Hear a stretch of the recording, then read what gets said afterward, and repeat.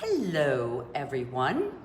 It is noon on Thursday, and I thought I'll wait for everyone to join me. Today, actually, I'm kind of really excited. Oh, hi, Mary Jo. Nice to see you. Oh, my gosh. So today, here we are. Hi, Adrian. Thanks for coming on. Very good. Excellent.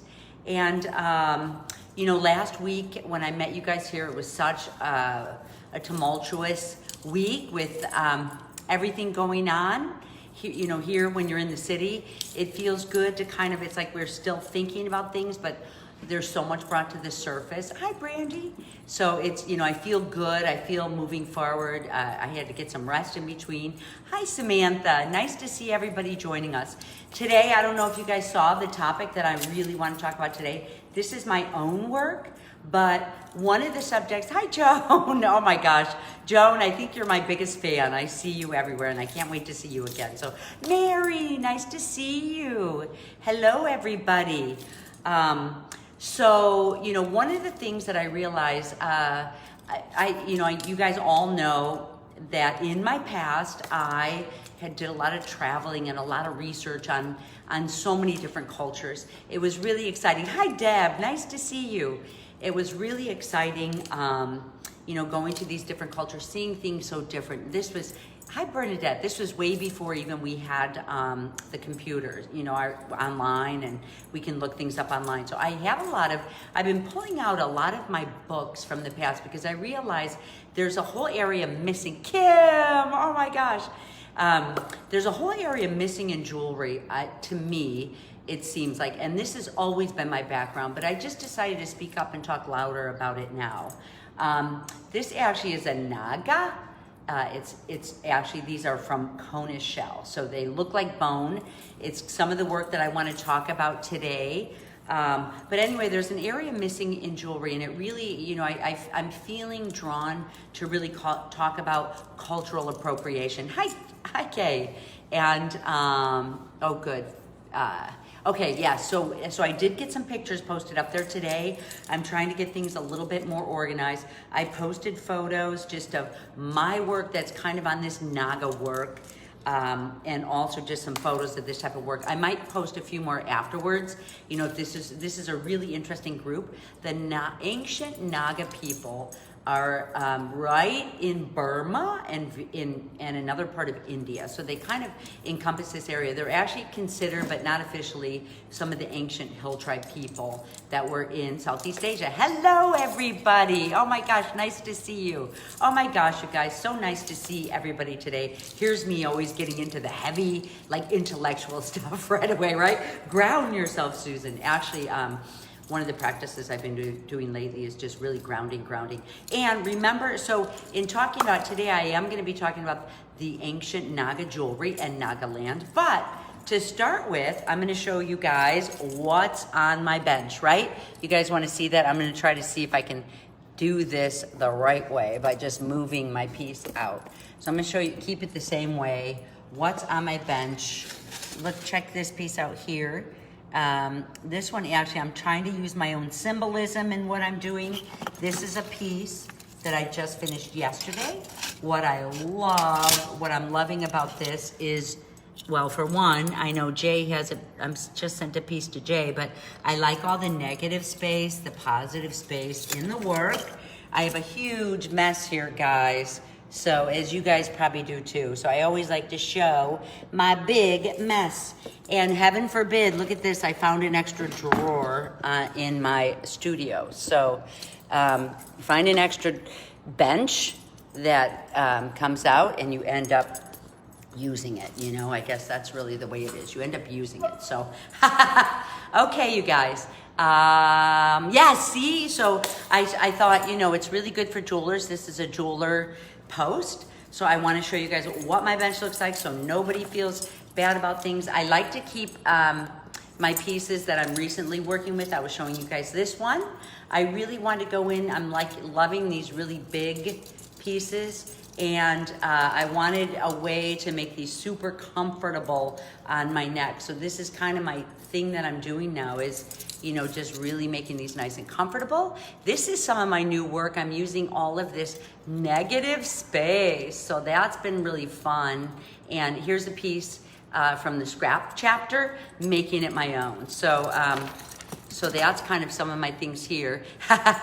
Good, okay, so that's my bench. So, you know, I am gonna talk about a couple things too, is that a lot of people were asking me about these gorgeous gems that I have. I wanted to tell you guys, I didn't wanna let any go, these gems right here. I actually bought these in such large quantities, as people who know me know. This guy doesn't even deal with anyone, you know, and I'm gonna have to, I'm doing another purchase, and I have to spend a lot of money. So to get a really, really good price. So I think I'm gonna be able to get you guys, my plan is, you know, to get these in, get them weighed, they're by the gram, but I can get you guys a good price. So these irregular cut, it's really hard to find. Go big or go home, right on, girl. That's what I say too, you know, even with the earrings, I'm working on, you know, some different styles with the earrings and things like that. So, okay, you guys. So, you know, it's been my subject lately talking about cultural appropriation and how we can really make things our own and being inspired with other work that we see. Another, you know, even I'm talking about other artists that we see, if you like their work, other cultures that we see. I know you guys know when I first, you know, as an artist, we always knew when you took a class, you would have to, you know, this was called student work. So when you went home and sat in your own studio, which is what intentional metalsmithing is about, if you're sitting in your own studio with all of your things around you, you can't help but to make your work your own. And that's, you know, that really is what it is. Hi, Cecilia. Yes. Yes, the stones, they're so beautiful.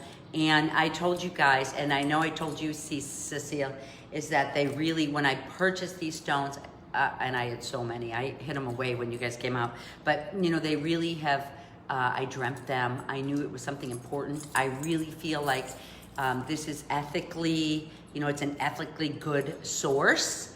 And you know, that's important to me as I'm moving forward. I want ethical sources where people are being treated well, where, you know, I feel it goes through even into the stone. So that's important to me.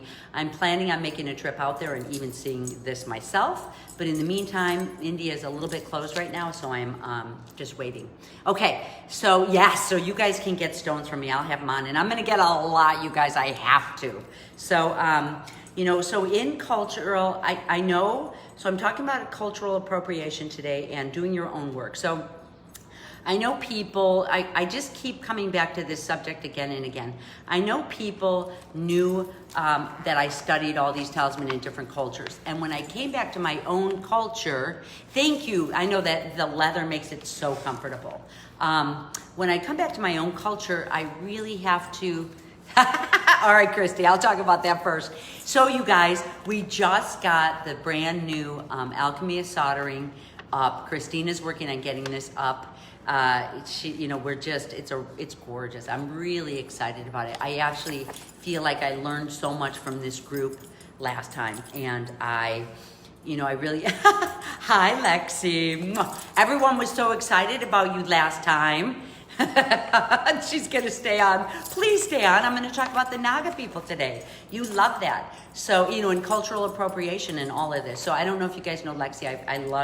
I introduced her last time, but she's an archaeologist and her work always inspired me. And I think we love each other because I do a cultural and she does an archaeological. So, but I do wanna say, you know, this will be coming up. So I am talking today, which I will get right to the point. Make sure you're on my mailing list. The new Alchemy of Soldering is up today. You guys helped me to get this in a really beautiful way. See, there she is. Thank you, Lexi. Okay, you're going to be excited too. So this is actually, you know, this type of work here. You know, when you're using, you know, for me, I did all of this travel. I love using objects. How do I make these objects that this is a piece actually from the Naga people. And how do I, this is a piece that's actually mastodon. This was dug up in Alaska. That's kind of my heritage and my nationality. Most times when you're looking into cultures, people, these ancient cultures, which I'm going to show you a couple pictures, and I'm going to show you, like, we need to take these type of objects and these type of things and make them our own.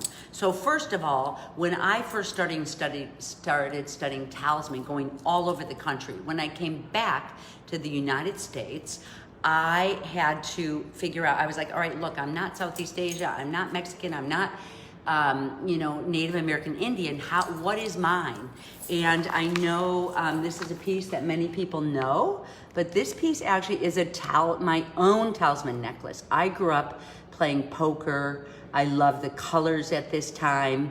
So this was a way that I took shape, color, form, talisman, but brought it into myself as a jeweler and as talisman. So, that being said, that's from my book, Making Connections, that I did a self-published. But anyway, so that's what I really want to talk about. And this is kind of, as I'm bringing people through a mentored course in intentional metalsmithing, it's important, some of the exercises that I do is have people look into your culture. Mine is Croatian. I was excited to find out that I'm ancient Rome. So all of these ancient Roman era is part of my culture. So that's really kind of nice for me to see because, I have a history to go on. Also, oh, thank you, love. Also, I can look around at, I can look around at things that are around me. You guys know I'm in an industrial building. My work is industrial on top of things. It's getting prettier and prettier with these gems, introduction to these gems, This is my heritage too, this. So I wanted to talk about the Naga people today. So in that being said, the Naga people were it's part of the, loosely part of the hill tribe people in Southeast Asia. And I was in love with this work. It's a lot of very heavy bronze work that is so beautiful. This group of people, and it's not my culture, but it's such a beautiful culture. They were headhunters. This actually is some of the Naga work that is fascinating to me. So fascinating because, of course, you build with what's around you during that period of time. This culture, was so interesting that there's so many people, like even ourselves. A talisman is built when you feel like you get the power of the object that you have with you. This piece was actually currency from the Naga. The Kona Shell was usually currency. Hey, I'm bringing in abundance and money in my life in this way, But if you're wearing a skull or a part from an animal, like a tiger, a tooth, or from an enemy that you conquered, a brave warrior, you'd want these with you, and they're around you. So that's what these skulls and things are about. What I love, I'm going to show you a couple real pieces, and then I'll write down this book that I have too. Really, like I said, I'm digging up a lot of my old books and talking about a lot of these pieces because they're so fascinating to me.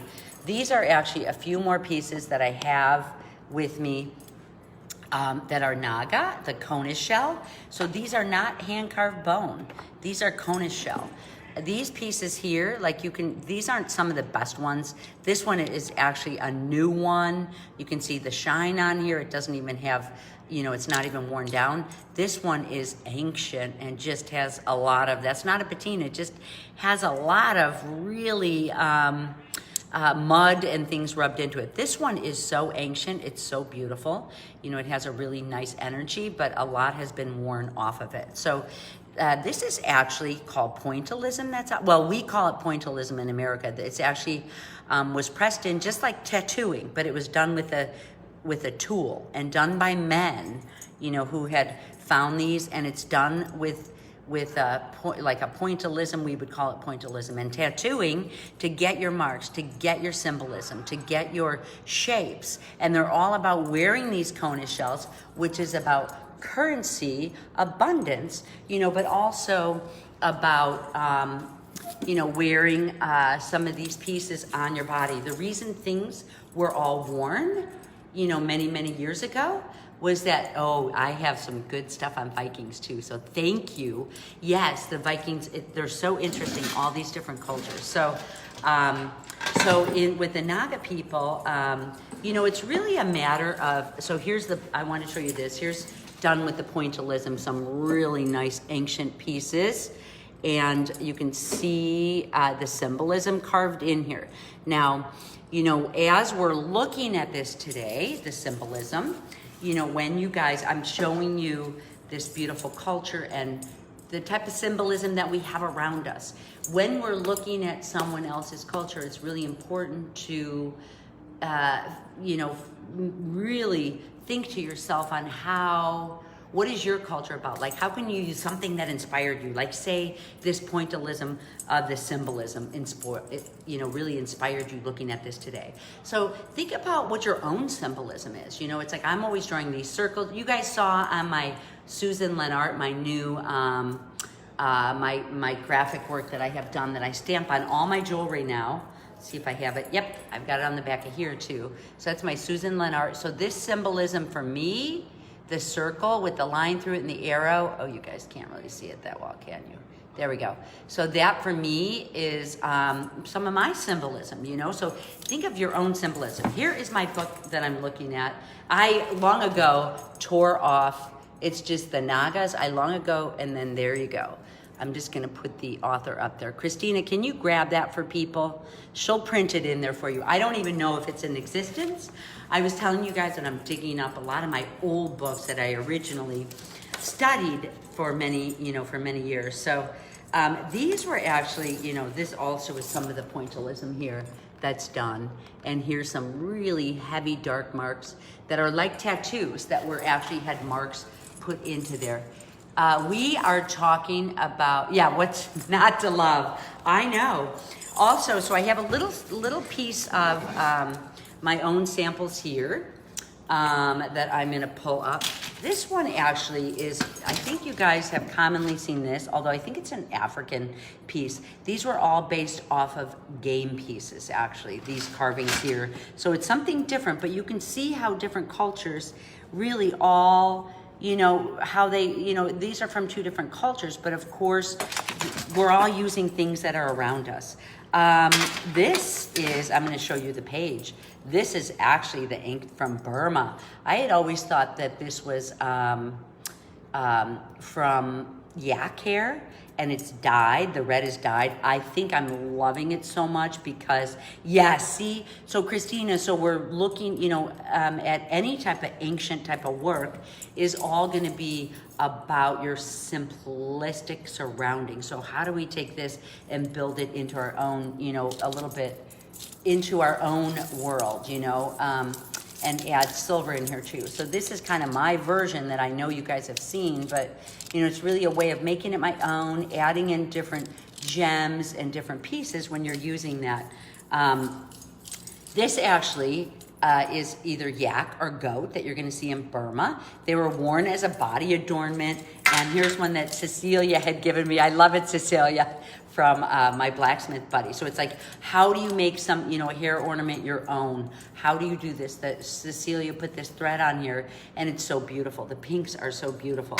But, you know, so, you know, I'm talking about the Naga today, but also I really want to make a point to emphasize cultural appropriation and staying within your culture, but you know, using these ideas as our world is becoming, yes, that's it, Julian Jacobs. As our world is becoming so homogenized, it's nice to see our cultures separate out like who we are. So this one actually is really built, and I'm gonna show you some of the pieces in here. There were yak hairs. Some of them were human hairs that were used. I just have yak hair. I don't even know, you know, so these are actually some of the armory or some of their spears, some spears that were used with this yak or goat hair. This piece here that I have on the site too, these are all out of the elephant, you know, just different bones. These were actually, why did people wear armbands?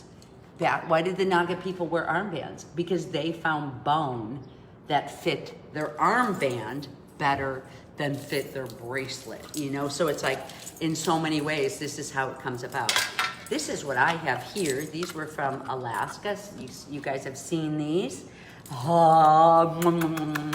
This is ancient mastodon from Alaska that was dug up and excavated. These, you know, if I end up using some of these actually fit better as armbands. So I'd either have to cut these apart in using them. You know, it's actually a different shape. This one was cut in half. So, you know, I don't always keep them right as they are, you know, but if, you know, of course, for me to make this my own, I'm going to want to see jewels on here. I'm going to put my filigree. I'm going to put stones. I'm going to put different things that make me feel good and make things feel like they're my own. You always want your own vibration into your work because it's your talisman. That's all. We're building our handmade talisman, you know? So I wanted to also say, this is a Kona Shell here. This is a bracelet that I have in my collection, and this one is Kona's. So this, you know, it's so interesting. A lot of times we see bone, but this is the Kona. So Kona's shell, carved Kona shell. These were really worn for prosperity. Prosperity pieces stemmed from food, like the fish in Japan is a representation of prosperity because, hey, you're eating, that's your food. The Kona shell you're eating, that's your food. You wear it and it's prosperity, you know, really pretty much it's abundance, prosperity.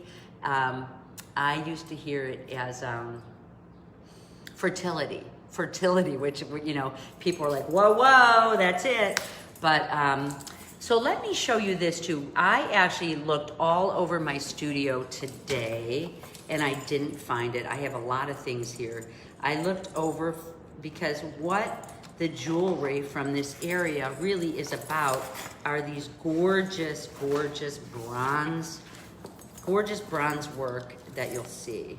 Any handwork that was done in this area, and oh my gosh, I can tell you I had a fabulous collection in my hands because I collected this type of work.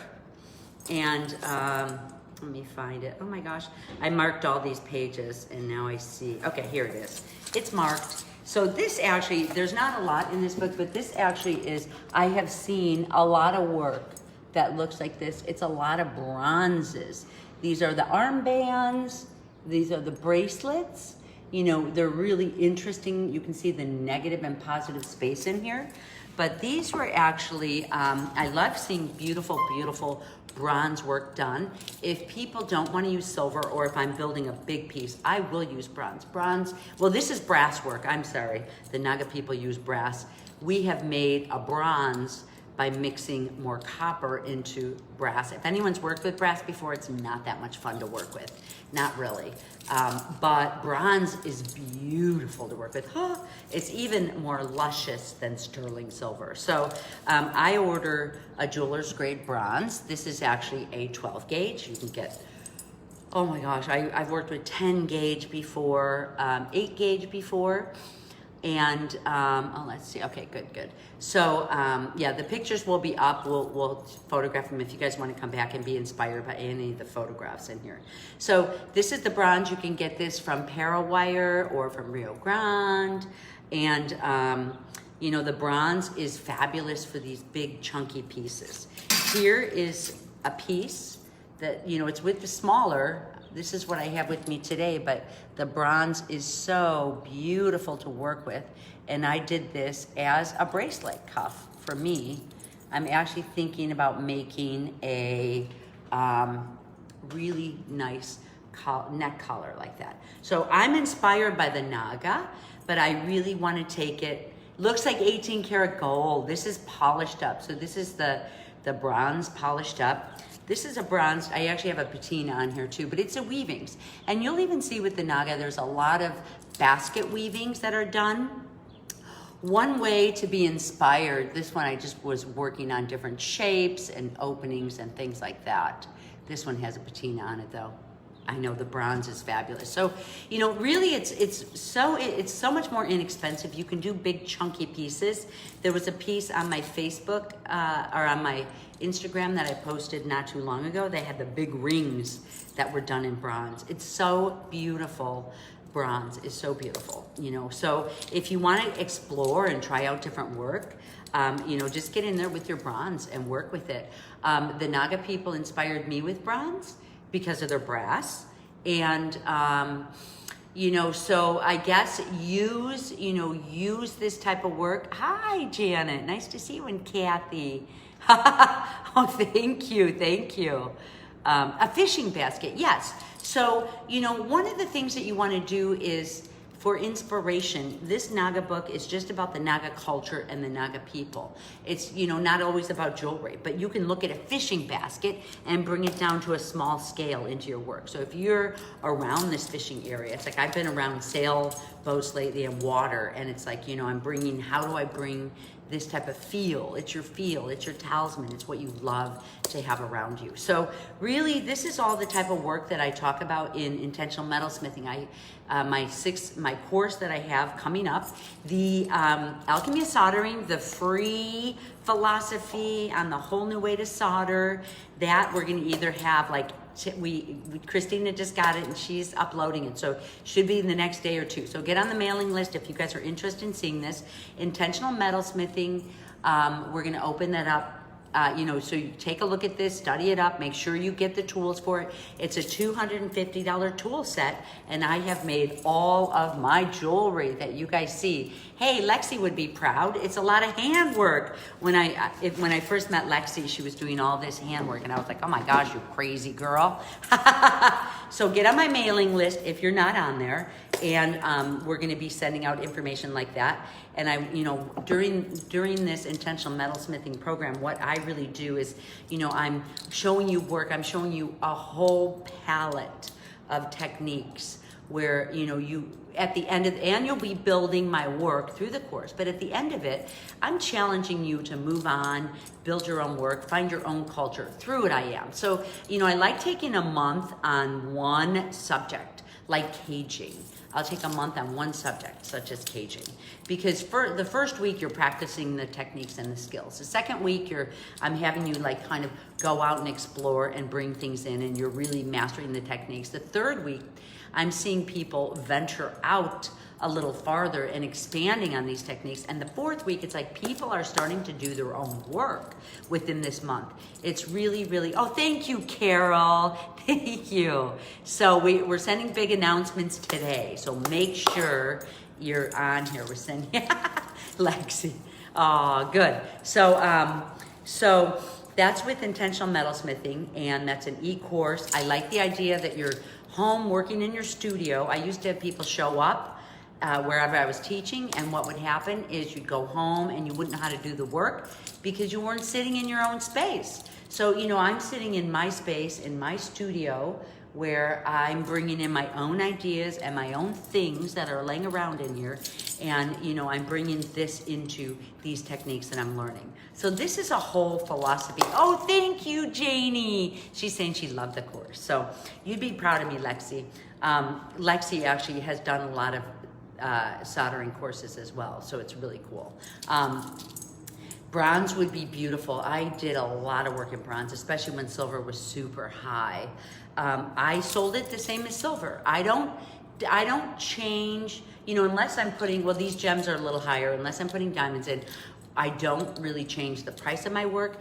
And you guys remember, right now, you know, it's harder times. And, you know, one of the things I talked to my intentional metalsmithing group about was anytime you're doing your own authentic work that is about you and really putting your vibration into the work, you will always sell your work. So, you know, don't have any worries about that. Oh, one more thing I want to mention, you guys, because I'm so excited. We actually, Michelle and I think you guys know, I'm doing a workshop in Morocco that I talk about all the time. It's back on, so we're really excited, Michelle and I. It's back on. Morocco is back on. There were some people that are not going to be able to make it to Morocco because their health or things have changed. So they're hoping that somebody else would jump in so they could get their money back. So if there's, and there's also a lot of people that jumped onto 21. They had first priority to jump onto my Morocco trip in 21. So if you're interested in Morocco, and if you want to be inspired by art and culture and all of the Berber people and all of this Moroccan jewelry, please make sure you one more time get a whole, Christina's got her link up there. I've got my link. Jump on and let me know right now if you're interested in coming in October. It's a 15-day tour. It's $4,200 and everything's paid for by your airfare. We're riding camels. At the very end, we're staying in a Bedouin tent, riding camels at the end. We're landing in Marrakesh. We're getting massaged. We're getting hennas. We're exploring the way jewelers work out in Morocco. We're looking at art. We're looking at architecture. We're looking, even at museums, at museum pieces there. So check out my workshop. And there is an opening. Who would guess, So there's an opening there for a couple openings for Morocco. So please let us know right now. And I think I kind of just wanted to brief you guys a little bit on the Naga, some of my favorite people that were headhunters, but hey, you have to stay alive, right? I know. Christina, are you coming? It would be a dream trip, and me too. I'm going. Don't wear shorts when you ride the camels. Good advice. Okay, I'm gonna get these really thin. I'm really hoping to get a whole new wardrobe out there with different symbolism and be inspired. I've been contacted. Okay, good. Okay. Yay. We have to quarantine when we come back from the trip though in October. Is that what it is? Are you in the US, Bernadette? Yes. Okay. I'm curious. I know. We had to. I know. Try to get a winning. Oh, do a GoFundMe, Christine. Do a GoFundMe. I had somebody come on one of my trips to Indonesia, and she actually did. Oh, you're from the UK. Okay, so Bernadette, you guys have to quarantine. I don't know if we have to quarantine here in the US. It's so interesting. We're one big world now, It's like I think what the coronavirus did is made us all aware that we're one big world and we all have to be responsible for us as one big world. So, as we become one big world, there's going to be a need for different. I have to show you guys my stuff as I'm talking on the way out, right? There's a need to think about your own culture and who you are. It's hard. Bernadette doesn't know, but as Americans, unless you're, as Americans, we actually kind of have to tag along onto the European unless we're Native American Indian. When I first came back to the US, I started research. Oh my gosh, I've done so much beautiful research on Native American Indian, but it's not, hey, I even had my test done and it's not in me. So I look it, but yes. So,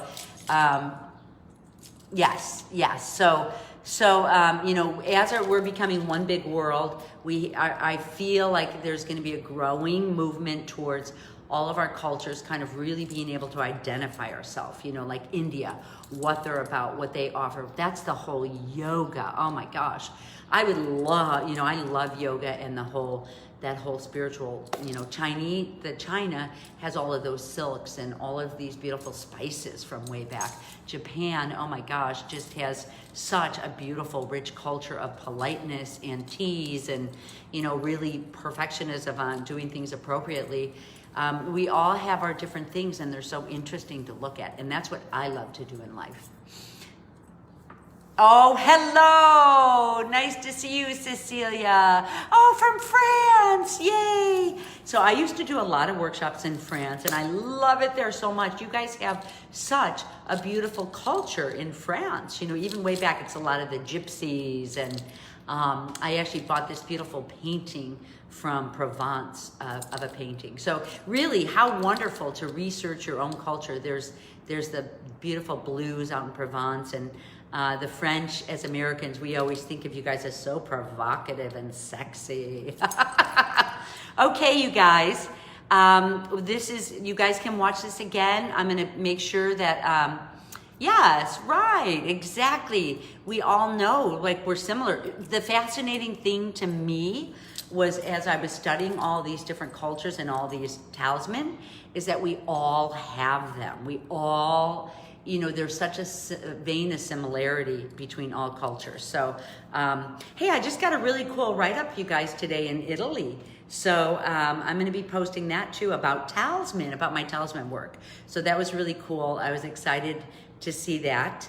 And I hope you guys are busy working. Please don't worry. It's like we're all in a place where we're finding a new way to sell our work. We're finding a new way to be in life.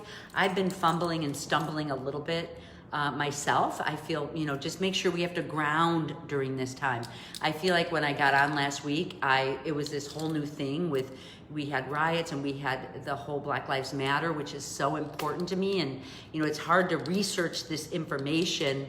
It hurts you to research it, but think about if you were a Black person having to research it. Oh my gosh, that it just warms my heart. And that's some of my work that I'm continually doing, and Christina and I too. So, one of the things that I want to be conscious of is to start maybe purchasing, if I'm purchasing online, Black products, just to give a support and a shout out there. I just never thought about it in this way. So it's like I'm kind of spending this time really thinking of more so, of how I can research and put Black Lives Matter into my life in a real way and in a permanent way, So, hey, Lexi.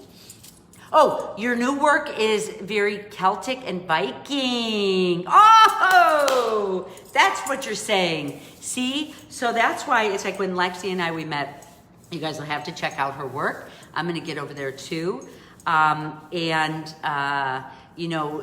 I am going to be doing a little talk on the Vikings too. There was a really good National Geographic work in there too. So it's really exciting to see. So, they're saying, we have a lot of ancient pieces. I saw I did certainly watch that Netflix, Amazon, the Vikings, which is so interesting. You see the way they have their hair and all of this. And, they're saying that they're not exactly sure if they can claim this is all accurate, but the jewelry is pretty accurate. So that's cool.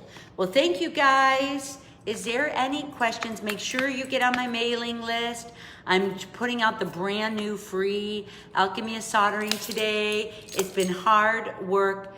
Yes, see? So it's like nothing is new. It's all out here in the world. Nothing is new. We just have to find a way to be inspired by these cultures and bring them into our own work.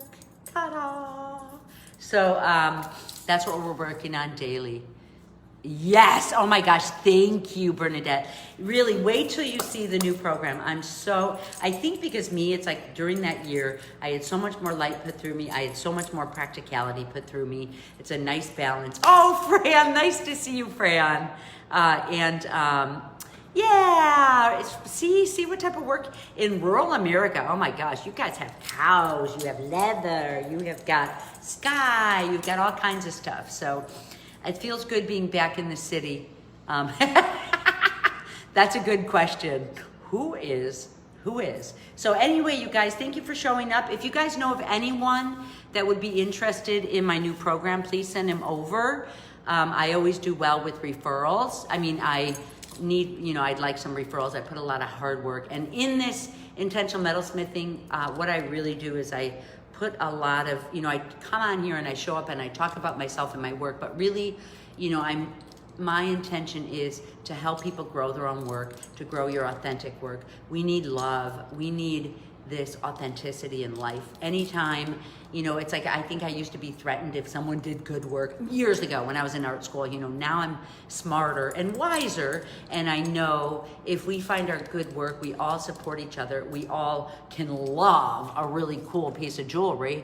Whenever I taught a jewelry class, that's when people bought my jewelry, because you really get to know work and what it's about and how it's built. So let's pass it on, guys. And you know, keep being inspired. If you guys know of anyone, pass on Alchemy of Soldering. It's a whole philosophy. It's a $250 set of tools, and I build all of my jewelry with a $250 set of tools. So it's really cool. Pass it on, please, you guys. I'd love that from you. I'm gonna be launching this whole mentoring system at the and mid-July. So, okay, you guys, thank you. We all need love. All we need is love. I'd sing for you guys, but I have a bad voice. So, all right, you guys, adios. Mwah. I'll see you next Thursday. Bye.